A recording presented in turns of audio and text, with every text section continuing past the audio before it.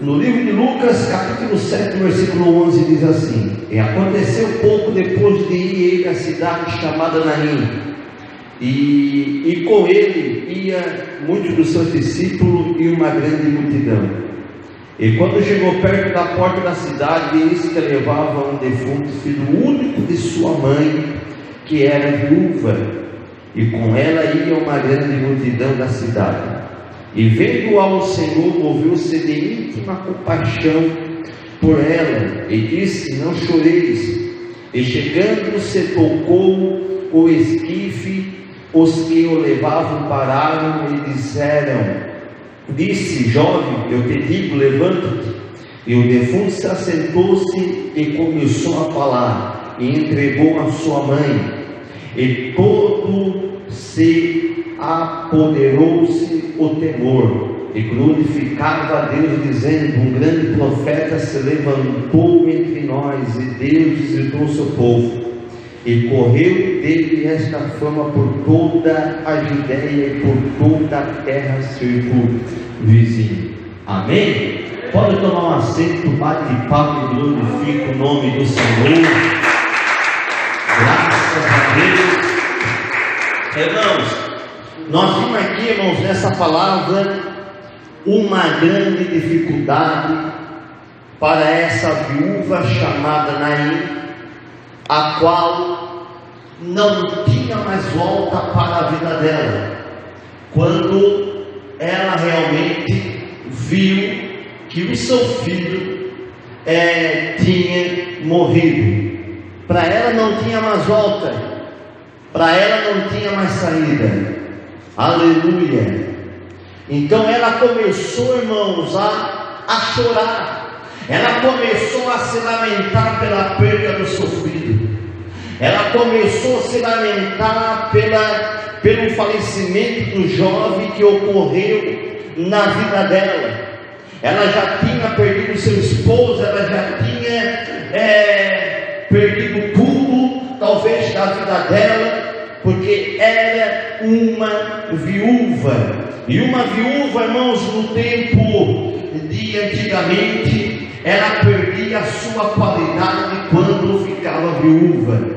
A mulher tinha o seu valor, a mulher tinha a sua honra ao lado do seu esposo, ao lado do seu marido, enquanto estivesse vivo.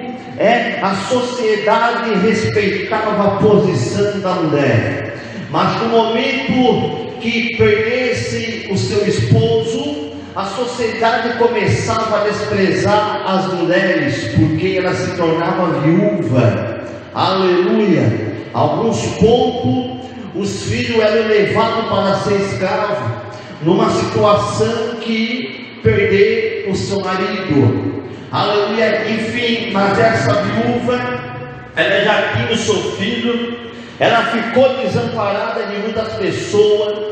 E também ela começou a se lamentar muito. Talvez o seu filho era um filho que ela queria tanto, ou que ela buscava, ou que ela pedia, ou que ela tinha sonho, tinha os seus projetos. Talvez foi com dificuldade, com problema. E de repente, quando chega a hora de que esse projeto se cumpre sobre a vida dela, talvez ela se alegrou, aleluia, de ter conseguido seu filho, de ter criado, mas também chegou um ponto de morrer, padecer, e ali foi, eu posso dizer, o sofrimento dessa viúva chamada Naim. Mas enfim, quando ela estava, irmãos amados, com o seu filho, fazendo o funeral na cidade, aonde estava ali a multidão, aonde estava ali as pessoas em volta dela, se lamentando, chorando, aleluia, as pessoas estavam ali, muitas das vezes chorando naquele funeral de seu filho, porque antigamente, quando morria uma pessoa, para entrar em luto, tinha que ver choro, tinha que ver pranto, e os povos daquela cidade começaram a entrar em pranto, entrar em choro, como um sinal que tinha luto dentro da cidade. Mas Jesus, ele estava entrando para dentro da cidade. Jesus estava chegando para dentro da cidade. Jesus estava chegando com os seus discípulos. Jesus estava chegando com a sua multidão.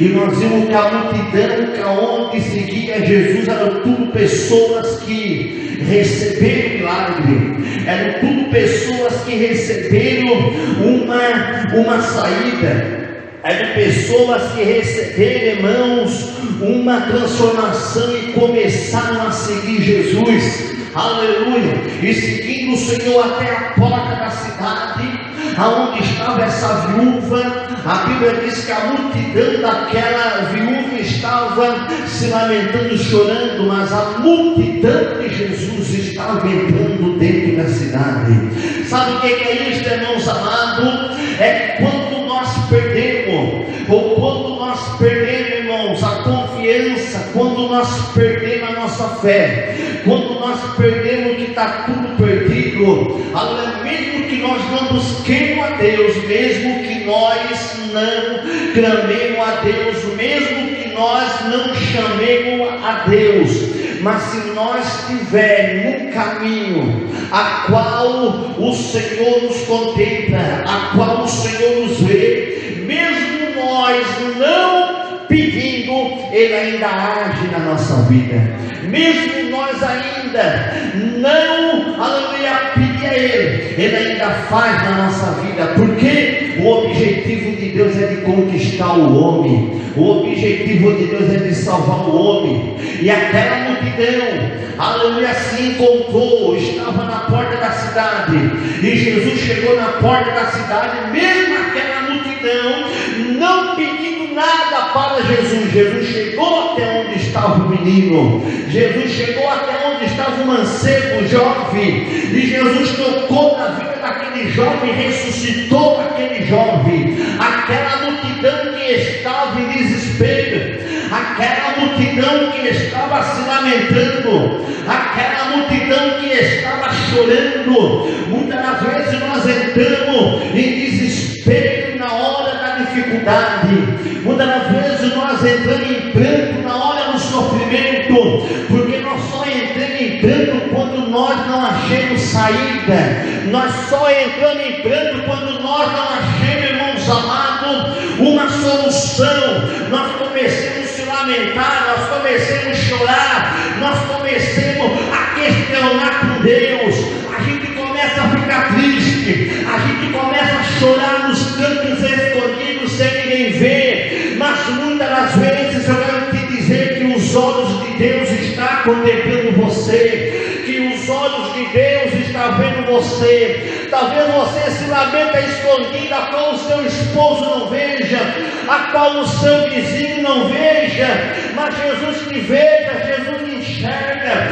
mesmo você na hora não se lembrar, aleluia, que em cima de você existe um Deus poderoso, mas Deus está contemplando você. O Senhor está vendo você, e Ele vai fazer acontecer aquilo que tu acha que é impossível para você. Deus vai fazer acontecer aquilo a qual nós não podemos apalpar com a mão.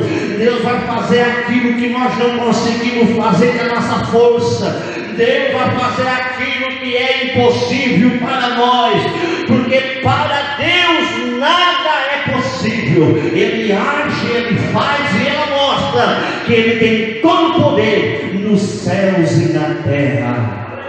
Aleluia! Graças a Deus. Aquela multidão parou. Aleluia!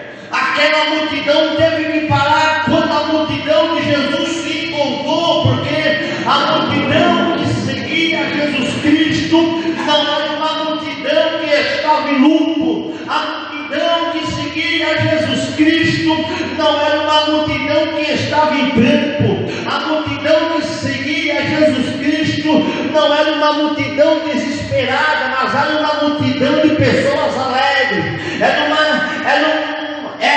uma multidão de pessoas felizes. E eu quero te dizer que até a tristeza salta de alegria quando se encontra, aleluia, aleluia, com a felicidade, com a alegria, e a multidão que seguia Jesus estava glorificando, a multidão que estava seguindo Jesus estava dando glória. E eu quero te dizer aqui nessa noite, aleluia, muitos correm para Jesus Cristo na hora do problema, muitos correm para Jesus na hora que a porta está fechada, mas eu quero te dizer, se você parar e você reconhecer o Deus da glória, e você começar a glorificar Deus, exaltar Deus, Deus vai fazer por ti. Se você parar e começar a reconhecer um Deus glorificado, e você começar a adorar o seu nome, Deus vai trabalhar na tua vida. Mesmo você estando em casa, mas está glorificando Deus, está trabalhando. Mesmo você estando na tua empresa com o pensamento ligado ao céu, dando glória, Deus vai trabalhar em tua vida. As portas vão se abrir, as barreiras vão se romper, e você vai passando cantando o hino da vitória. Deus, Ele quer agir no problema difícil. Deus, Ele quer agir naquilo que a capacidade do homem não alcança. Deus quer agir na capacidade do homem, naquilo que o homem não pode fazer. O homem dá solução para tudo, o homem consegue dar a volta por cima de qualquer problema. Até para a pandemia o homem dá uma solução, mas o homem só não pode dar uma solução para a morte. Aleluia, porque a capacidade do homem não é capaz de ressuscitar uma pessoa, porque isso daí não é para o homem, isso daí é para a glória de Deus ser manifestado, isso daí é para a glória de Deus ser revelada, isso daí é para a glória de Deus ser manifestada e a mostrar a sua grandeza. Aleluia, graças a Deus.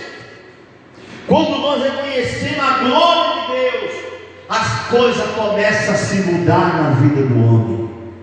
Quando nós reconhecemos que Deus é capaz de fazer, de realizar, a gente começa a ver uma transformação que o Senhor começa a fazer.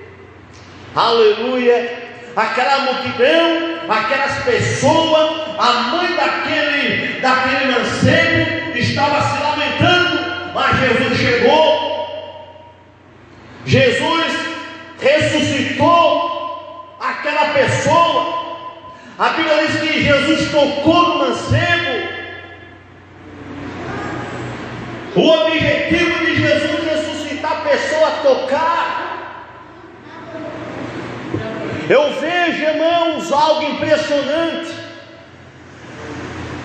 Jesus, Ele pode tocar em muitas áreas da nossa vida. Jesus pode tocar na área financeira, Jesus pode tocar na área conjugal, Jesus pode tocar na área sentimental, material, Jesus pode tocar em qualquer área da nossa vida. Mas para esse jovem, Jesus tocou em algo muito precioso, muito importante. Jesus tocou no coração desse jovem, para poder dar vida, para poder tornar novamente a vida. Aleluia, graças a Deus. Jesus tocou no coração desse mancebo, porque ali no coração já tinha morrido o sonho, os projetos, já tinha morrido a esperança. A solução era só levar para a sepultura. Mas eu digo, quando Jesus tocou ali no coração do mancebo, ressuscitou a esperança, ressuscitou o projeto, ressuscitou tudo. Eu quero te dizer aqui nessa noite, se Jesus tocar no coração teu, da onde já morreu a fé, da onde já morreu a esperança, se Jesus tocar no teu coração hoje, as coisas vão ser diferentes. Hoje o caminho vai ser diferente. Hoje o teu conviver vai ser diferente. Porque se você abrir o teu coração, abrir uma porta para que Jesus toque, o sonho e o